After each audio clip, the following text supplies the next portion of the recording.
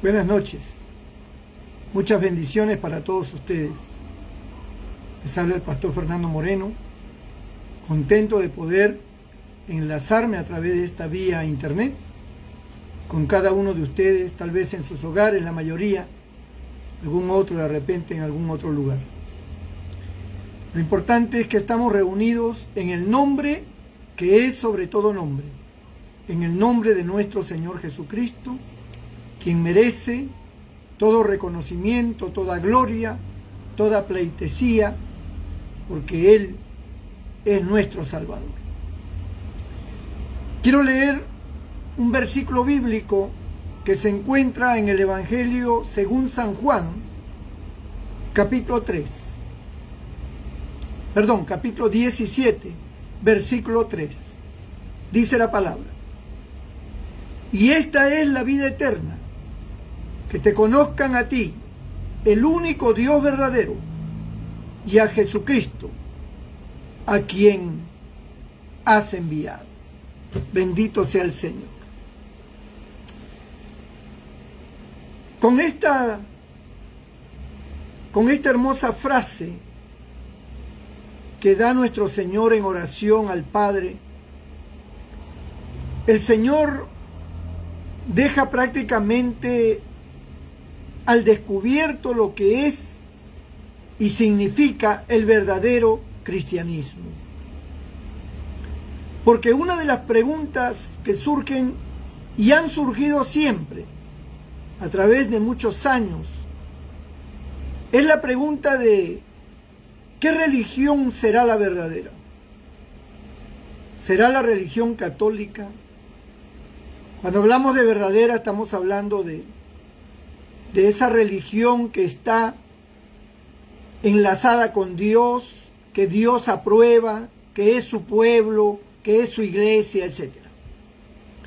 Entonces la gente lo mira a través de la religión y dice, bueno, ¿qué religión será la verdadera? Porque hay religiones que tienen muchas cosas buenas, pero también tienen cosas que dejan que desear. Y la verdad, por esas cosas que dejan que desear, que generan confusión o que a lo mejor no están tan centrados como yo pienso, es que surge el dilema si será la verdadera o no será la verdadera. Entonces algunos dirán, ¿será la religión católica la verdadera? ¿Será la religión evangélica la verdadera? Y dentro de los evangélicos hay diferentes ramas también, como dentro de los católicos, ¿no? Están los grupos marianos, los que siguen a María, están los grupos del Espíritu Santo, están los grupos carismáticos y una serie de grupos más, ¿no? Incluso hay dentro de su cúpula administrativa, dirigencial, está el grupo de los jesuitas, también está el grupo del Opus Dei y otros grupos más. Y dentro de los evangélicos pasa lo mismo. Dentro de la iglesia evangélica están los grupos como los pentecostales, los bautistas, nazarenos, peregrinos, los de la Alianza Cristiana, los que son libres, es decir, que no pertenecen a ninguna denominación, y otros son pues las asambleas de Dios, en fin, ¿no? Entonces, todas estas iglesias, congregaciones o instituciones religiosas, cada una de ellas habla como que tiene la verdad. También están las iglesias como los adventistas, por ejemplo, los del séptimo día, los israelitas del nuevo pacto, también están los mormones, los testigos de Jehová y otros grupos más dentro del grupo de los evangélicos, ¿no? Dentro de otras religiones están pues los Hare Krishna, grupos asiáticos, ¿no? Que tienen sus propias filosofías, etcétera, etcétera, ¿no? Entonces, la pregunta o la respuesta a esa pregunta de ¿qué religión será la verdadera? la contesta prácticamente el Señor en esta frase. Porque Él dice lo siguiente: y esta es la vida eterna.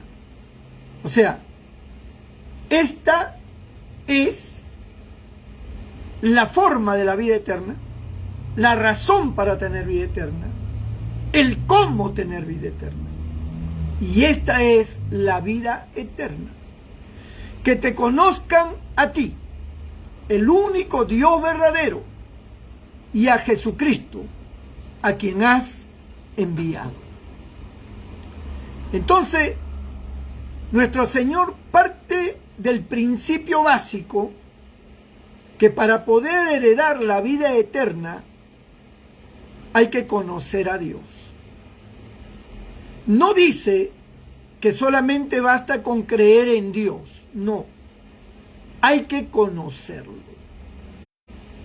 Porque creer en Él, la Biblia dice que hasta los demonios creen. Y yo quiero decirle que los demonios creen más que muchos de ustedes, porque ellos estuvieron en la presencia de Dios en un tiempo cuando eran ángeles y luego fueron destituidos y lanzados al abismo, como dice la Biblia, y se convirtieron en demonios. Pero ellos conocen a Dios, ellos saben quién es Dios. Y muchos creyentes no conocen a Dios, creen en Él. O sea, dicen: yo soy cristiano, yo pertenezco a la iglesia tal, yo pertenezco a la religión tal, pero no conocen a Dios. O sea, no hay una relación con Él efectiva, concluyente, ¿no?, entre Dios y el creyente. Entonces, muchos parten simplemente de una religiosidad, de un mero cumplimiento a las ordenanzas.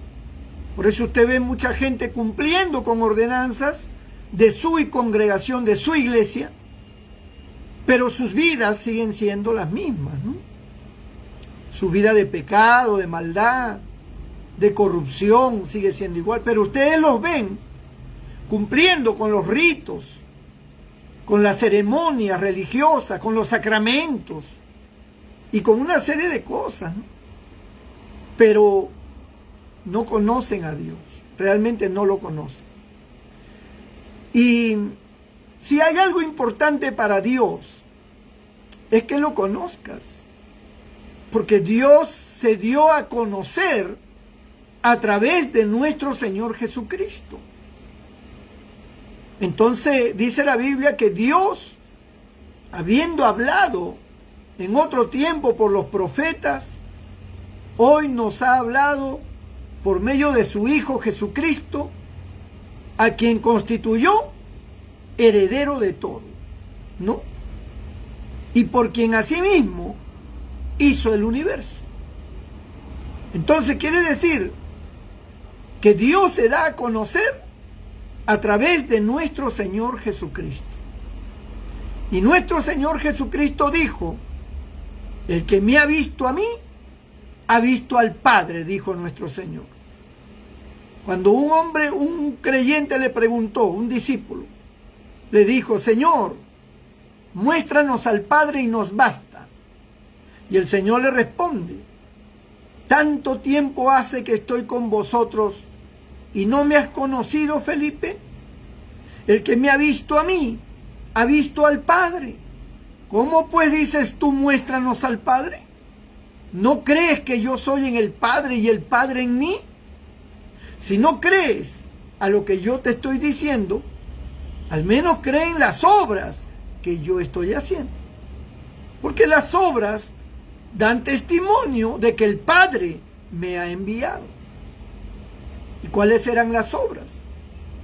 Era el amor y la bondad para con todos los seres humanos, la oportunidad de salvación para todos los seres humanos, la sanidad de los milagros y todo tipo de manifestación espiritual llena de amor para levantar a los paralíticos, dar vista a los ciegos, limpiar a los leprosos y una serie de sanidades que dice el apóstol Juan, que si se tuviera que escribir todo lo que el Señor hizo, no cabrían los libros, dice, para escribir todo lo que el Señor hizo.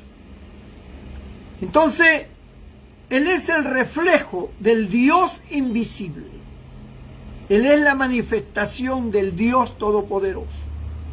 El que me ha visto a mí, ha visto al Padre. Esas fueron sus palabras, ¿no? Entonces, también está diciendo que el que lo conoce a Él, conoce al Padre, porque dice el Evangelio de Juan, el Padre y yo, uno somos. O sea, si dice que el que me ha visto a mí, ha visto al Padre, está diciendo, el que me conoce a mí, conoce al Padre. Porque es la misma esencia, la misma naturaleza, la misma gracia, el mismo amor, el mismo poder. Entonces, al Padre le ha placido darse a conocer por medio de nuestro Señor Jesucristo, ¿no?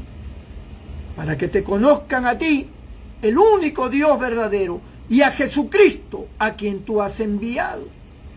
Porque Jesucristo es la representación de Dios el Padre en la tierra. Y por eso, estando en su ministerio terrenal como hombre, Él dice, y a Jesucristo, a quien tú has enviado, dando a conocer su manifestación terrena como hombre en este mundo. Pero Él es la viva imagen del Padre. Él es la viva imagen del Padre. O sea, cuando uno logra conocer el carácter, el corazón, la nobleza, el amor, la bondad y todos esos atributos maravillosos que nuestro Señor Jesucristo manifestó en su vida terrena y sigue manifestándolo ahora a través de su Espíritu Santo, si uno llega a conocer eso, definitivamente estás conociendo a Dios. Estás conociendo a Dios. Por eso nosotros afirmamos que Cristo es Dios, porque Él manifiesta toda la deidad. Él dijo, en mi cuerpo está la deidad de Dios, ¿no? Habita corporalmente toda la deidad de Dios. Bendito sea el Señor. En su cuerpo habita corporalmente la deidad, ¿no? Toda la divinidad, toda la potencia de Dios.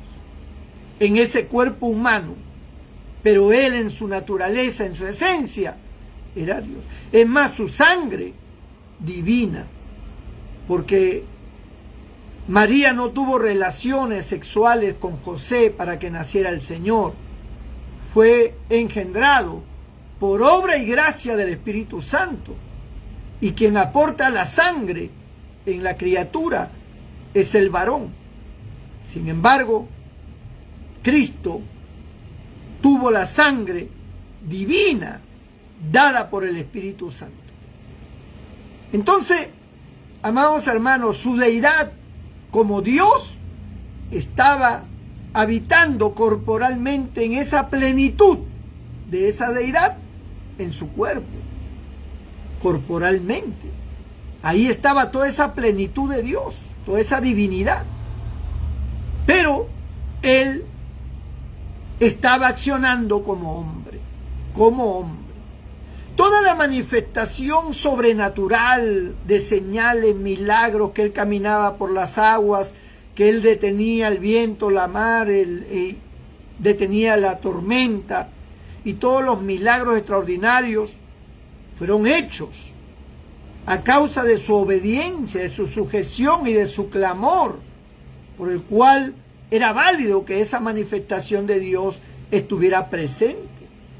Cuando un hijo de Dios se consagra, comienza a buscar a Dios, comienza a invocar el nombre del Señor, a ayunar y a buscar su rostro, también esas bendiciones y esas manifestaciones sobrenaturales comienzan a manifestarse en la vida de los hombres.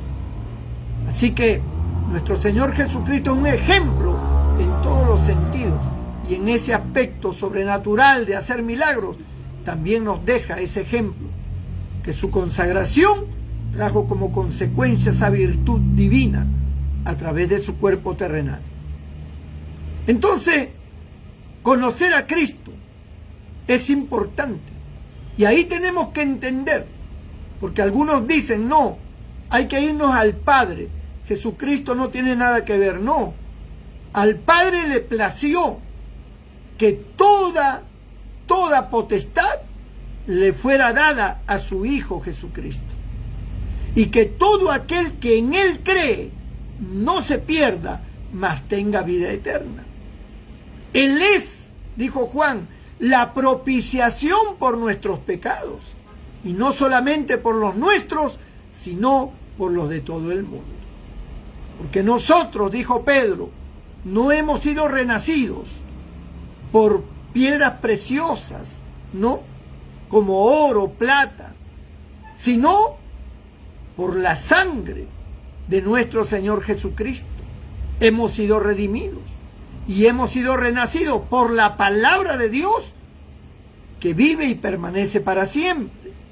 Y esa palabra de Dios, ese verbo de Dios, dice en Juan, se hizo carne y habitó entre nosotros y vimos su gloria, gloria como la del unigénito del Padre, lleno de gracia y de verdad. Entonces el verbo, la palabra, se hizo carne. Esa palabra divina, esa voluntad de Dios, esa inspiración divina, eso lo que Dios quería, ese deseo de que las cosas que Dios quería se cumplieran, fue manifestado a través de nuestro Señor Jesucristo, quien vino como hombre. Nuestro Señor dice, usando al apóstol Pablo en el capítulo 2 de Filipenses, versículo 5 en adelante, dice, haya pues en vosotros este sentir que hubo también en Cristo Jesús, el cual, siendo en forma de Dios, y ese es importante, porque solo Cristo tiene la forma de Dios. Nadie tiene la forma de Dios. Un ángel no tiene la forma de Dios. Cuando hablamos de la forma de Dios, estamos hablando de todo lo que representa a Dios. Todo lo que representa a Dios. Entonces, siendo en forma de Dios, no estimó el ser igual a Dios como cosa que aferrarse cuando vino a este mundo, sino que se despojó a sí mismo. Dice, se despojó no de Dios, se despojó a sí mismo, se despojó de su deidad, se despojó de su divinidad, ¿no? Y vino como hombre, ¿no? Y estando en la condición de hombre se humilló, haciéndose obediente hasta la muerte y muerte de cruz. Por lo cual Dios lo exaltó hasta lo sumo y le dio un nombre que es sobre todo nombre, para que todo aquel que en él cree no se pierda, hermano, y para que toda lengua confiese y toda rodilla se doble ante su nombre, para gloria de Dios Padre. Entonces, estamos encontrando que al Padre le plació a través de Cristo que los hombres encontraran la salvación, encontraran el camino. Y Cristo les muestra el camino enseñándoles al Padre. Y Él dice, el que me ha visto a mí, ha visto al Padre. El Padre busca la salvación a través de Cristo y Cristo le muestra el camino al Padre. ¡Qué tremendo! Entonces, encontramos cómo nuestro Señor se convierte en la puerta para la vida eterna. Por eso Él dijo, yo soy la puerta. No, el que entra hallará pastos, hallará vida eterna. Yo soy el camino, yo soy la verdad, yo soy la vida. Nadie va al Padre si no es por mí, dice el capítulo 14 de Juan. Entonces, vemos a Cristo representar a Dios en todas las áreas y mostrándose como el único camino, como la única opción, la única puerta, la única forma de poder conocer a Dios, de poder llegar a Dios. No existe otro personaje, por más que nosotros querramos poner.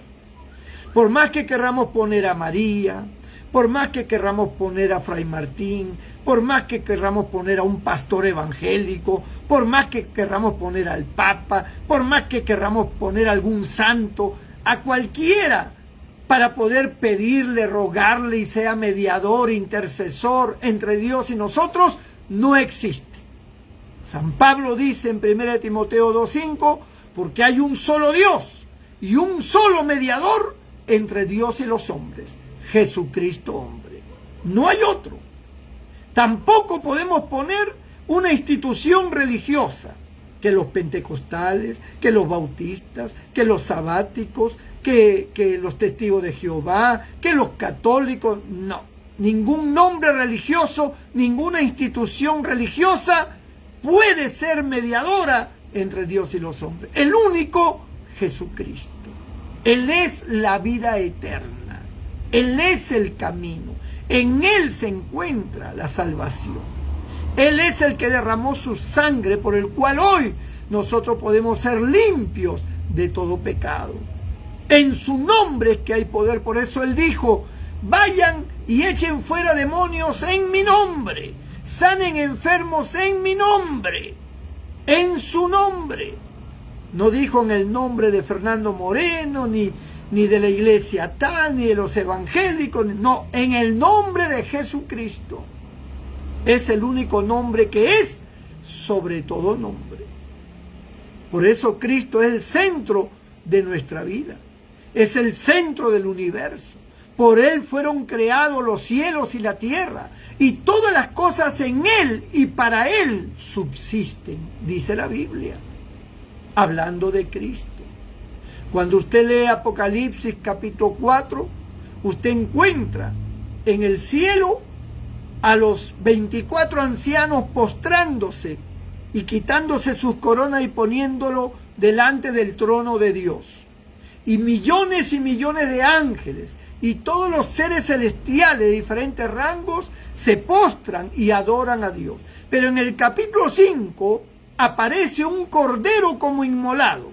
Y cuando aparece el cordero de Dios que quita el pecado del mundo, dice la Escritura que los 24 ancianos ahora se postran ante el cordero y sacan sus coronas y los ponen a los pies del cordero.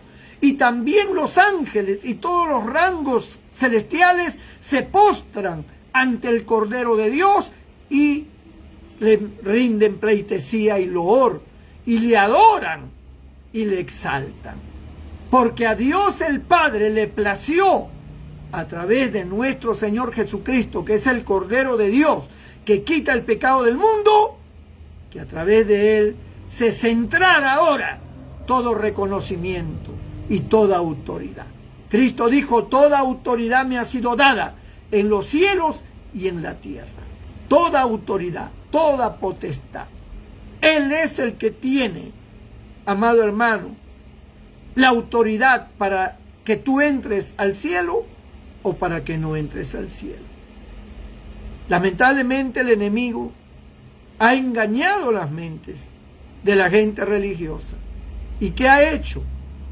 Les ha quitado la autoridad que le pertenece a Cristo para la salvación y lo han centrado en métodos, en cosas o en leyes por las cuales ahora la gente cree que puede salvarse.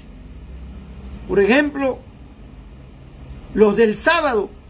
Ellos dicen que si tú no guardas el sábado, tú no puedes ser salvo. O sea, le han restado la autoridad a Cristo y le han dado autoridad a un día llamado el día sábado. Y que a través del sábado y guardando el sábado, te vas a salvar. Y esa es una falsedad. No es el día el que nos salva. No es el día. Entonces dicen: no, yo sé que no es el día. Nosotros estamos claros que no es el día. Pero es un mandamiento vital. O sea, tienes que guardar el mandamiento. Es que no existe un mandamiento que pueda quitarle la autoridad de salvación a nuestro Señor Jesucristo. Porque si por mandamientos tenemos que salvarnos, ¿para qué vino Cristo? Pues, además, el Antiguo Testamento era el tiempo de la ley. Durante todo el Antiguo Testamento vemos a Dios estableciendo leyes y costumbres, y que el que guardara las leyes y las costumbres, los ritos, las ceremonias religiosas, podía salvarse. Pero cuando vino Cristo, aparece el Nuevo Testamento, y el Nuevo Testamento abroga, anula por completo el Antiguo Testamento, y se termina el tiempo de la ley y empieza el tiempo de la gracia. Empieza el tiempo donde ya no es por mandamiento, ya no es por la ley, ya no es por guardar el sábado, ni por guardar el domingo, ni por guardar ningún día, ni ninguna ley, sino por la fe en nuestro Señor Jesucristo. Los católicos, por ejemplo, con todo respeto, se los digo, ustedes creen en el Padre, el Hijo y el Espíritu Santo, porque así es el credo, ¿verdad? Creo en Dios Padre, Creador del cielo, en el Hijo y en el Espíritu Santo. Pero aparece una cuarta persona, que es María, ¿no? Entonces, si usted se da cuenta, ya no es Cristo el centro, ya no es Cristo el promotor de la salvación, ya no es Cristo el que intercede ante el Padre, ya no es Cristo el que salva, ahora es a través de María. Entonces le han quitado a Cristo la autoridad que Dios el Padre le ha dado para que la gente sea salva.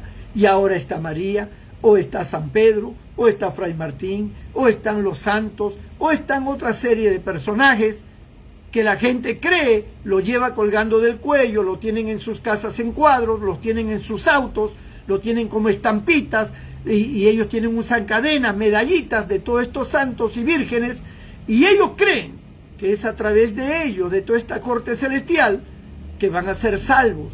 Pero la salvación es solo y únicamente por nuestro Señor Jesucristo. Dentro de la iglesia evangélica, ahora no te salvas por Cristo. Ahora te salvas según cómo te vistas. Ahora te salvas según cómo te peines. Ahora te salvas según cómo actúas, cómo haces.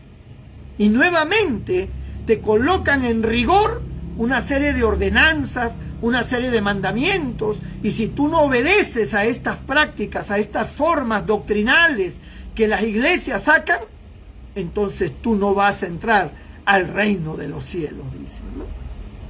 Entonces la gente dice, sí, pues pastor, pero nosotros tenemos que obedecer la palabra. Sí, pero la palabra no está en forma de mandamiento. La palabra está, como lo dice Cristo, que te conozcan a ti. No conocemos a Dios por medio de mandamientos.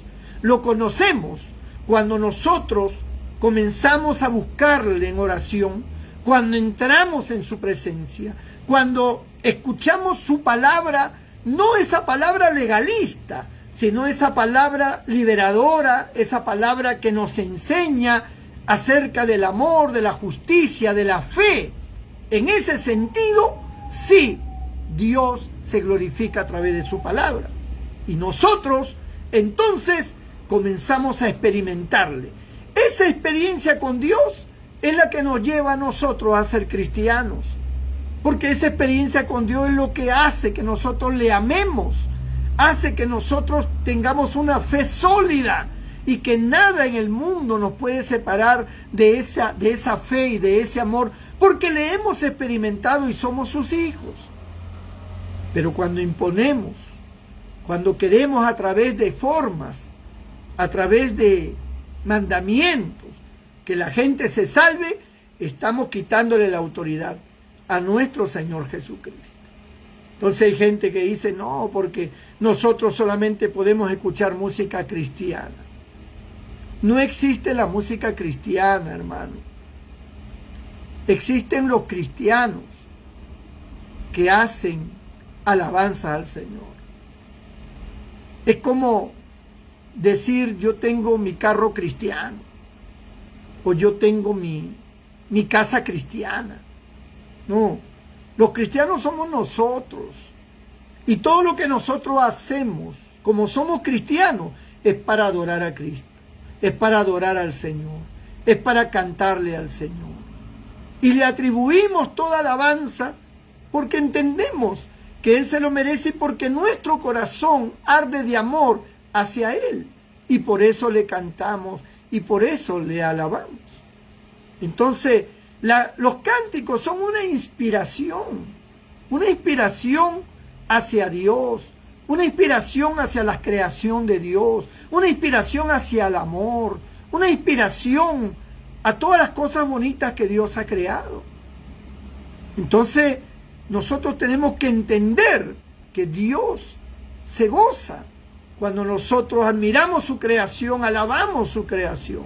Como dijo el rey David en forma de poema, cuando veo los cielos, la luna y las estrellas que tú formaste, digo, ¿qué es el hombre para que tengas de él memoria?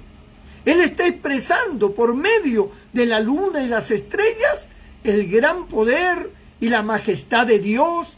Y él está inspirado y está diciendo, cuando yo veo ese poder, esas cosas tan hermosas y grandes y maravillosas que no tengo la capacidad de entenderlas, digo, ¿qué es el hombre para que lo visites? ¿Qué es el hombre para que tengas de él memoria?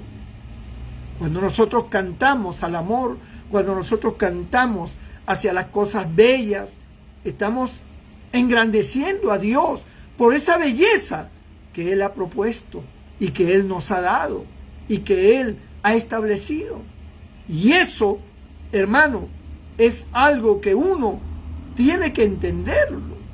Pero cuando decimos, no, esto sí, esto puedes, esto no puedes, ya te haces dueño de una verdad absoluta, como si tuvieras la verdad absoluta, y entonces quieres imponer cosas para que la gente a través de esas imposiciones sirvan a Dios.